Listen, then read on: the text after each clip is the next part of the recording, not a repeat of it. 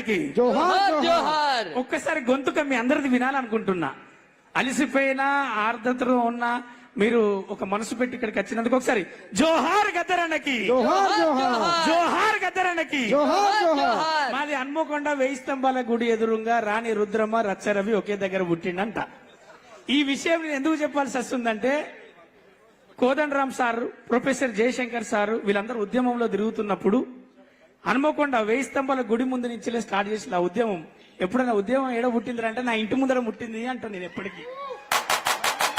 ఇవన్నీ అందశ్రీ బాబుతోటి గద్దరన్నతోటి మనసుతో పంచుకున్నప్పుడు నేను సినిమా ఆర్టిస్ట్ ని, మీ విప్లవానికి మీ యొక్క చైతన్యానికి నాకు సంబంధం లేదు.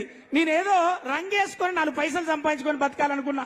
ఒక పోకడ పోతంటే మధ్యలో కలిసిన ఒక అద్భుతాలే కాళోజీ నారాయణరావు సార్ గారు, అలాగే ప్రొఫెసర్ జయశంకర్ గారు, అలాగే కోదండరామ్ సార్ గారు, అలాగే అందశ్రీ బాబు, అలాగే మన ప్రజా దళం మన అందరికీ ఇష్టమైనటువంటి మన బ్లడ్ లో మనకు గ్రూపులు చేంజ్ అవ్వచ్చు కానీ అందరి బ్లడ్ గ్రూప్ లో గద్దరన్న ఉంటాడు.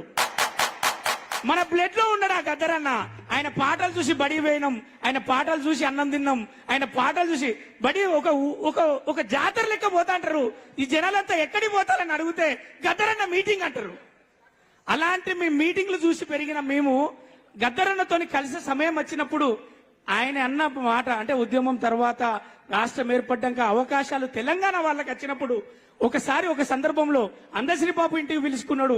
గద్దరన్న ఒక సందర్భంలో 10 సార్లు మమ్మల్ని కలిసి ఫోన్ నెంబర్ తీసుకొని సీనన్ననే 10 సార్లు ఫోన్ చేసి మాట్లాడించినప్పుడు కలిసినప్పుడు, అరే యాసల బతుకుతున్నావు, యాసల ఎదురుదానవు, నా యాస కాదురా తెలంగాణ భాష అని నీ బతుకు పాటను చూసుకున్నావు, దానికోసం నిన్ను కలవాలనిపించిందిరా తమ్మి అని అలముకొని ముద్దు పెట్టుకొని, బిడ్డ మనది తెలంగాణ బతుకులు చాలా చిన్నయిరా, గొప్పగుంటది. కద్దరు చొక్కలు వేసుకున్నోని కూడా లోపల మరకలుంటాయి, ఆ మరకలు గాయాలు ఉంటాయి. కాబట్టి మర్చిపోకుండా ఒక గూడు సంపాదించుకో, ఒక బిడ్డ కోసం ఒక 4 పైసలు దాచుకో అని చెప్పడం జరిగింది. సూర్యుడు అన్నకు నేను చాలా చాలా థ్యాంక్స్ చెప్తున్నా. ఎందుకంటే ఇది 3వ వర్ధంతిగా మనం జరుపుకోవచ్చు.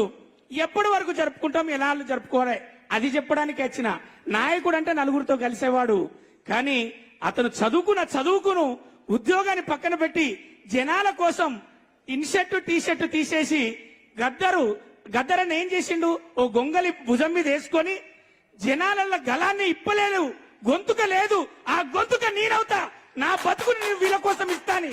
ప్రతి గొంతుక కోసం ఆయన ముందు పడి చలి అనక ఎండనక వాననక తిరిగిండి. కాబట్టే మన అందరం కూడా ఆయన కోరుకున్నది ఒక గద్దర్ కోసం కాదు, ప్రతి ఇంట్లో ప్రతి ఒంట్లో ఒక గద్దరన్న ఉండాలనుకున్నాడు. మీ సమస్యకు సమాజం రావాలనుకున్నాడు, కులాలు పోవాలనుకున్నాడు, చదువుకున్నోనికి ఉద్యోగం రావాలనుకున్నాడు, న్యాయంగా బతకాలనుకున్నాడు, కూడు గుడ్డతోటి అందరూ సల్లగుండాలనుకున్నారు. కాబట్టి ఈ వేదికను మళ్ళీ చెప్తున్నా, కోదండరామ్ సార్ దగ్గర నుంచి మొదలు పెడితే ప్రకాష్ సార్, అంబేద్కర్ సార్ దగ్గరికి అందరికి విచ్చేసినందుకు చాలా చాలా థ్యాంక్స్. ఈ అవకాశం ఇచ్చినందుకు మరొకసారి మనస్ఫూర్తిగా సూర్యన్నకు ఈ 3వ వర్ధంతి కాదు, మనం 300వ వర్ధంతి ఎందుకు జరుపుకోవాల్సి వస్తుందంటే సమాజం జరిగినప్పుడే గద్దరన్న వర్ధంతిని జరుపుకోకుండా ఉండగలం. మరి అది జరుగుతుందా? జరిగేదాకా పోరాడాలి, అందరూ గద్దరన్నలు అవ్వాలని మనస్ఫూర్తిగా కోరుకుంటూ జోహార్ గద్దరన్నకి మరొకసారి థ్యాంక్ యూ సో మచ్.